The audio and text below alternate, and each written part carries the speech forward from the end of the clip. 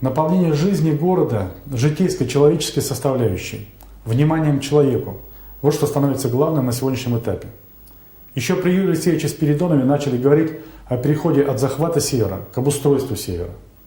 При нынешнем главе Вячеслава Михайловича Газеля началось реальное обустройство. Отрабатывается принципиально новый стиль полезного государства, о чем постоянно говорит и наш президент Путин. Мерилом успеха хозяйствования становится не кубометр нефти, погонный метр трубы или железо закупленного оборудования, а удобство и польза для человека. Для простой семьи, для смысла счастливой жизни и смысла в трудовой деятельности. Это стандартная история при приходе власти. И вообще, что значит чистки? Естественно, какая-то часть работы и кадровые назначения будут оптимизированы, но в целом кадровый подбор аппарата управления нашего маленького города складывался и шлифовался годами. На местах работают профессионалы своего дела.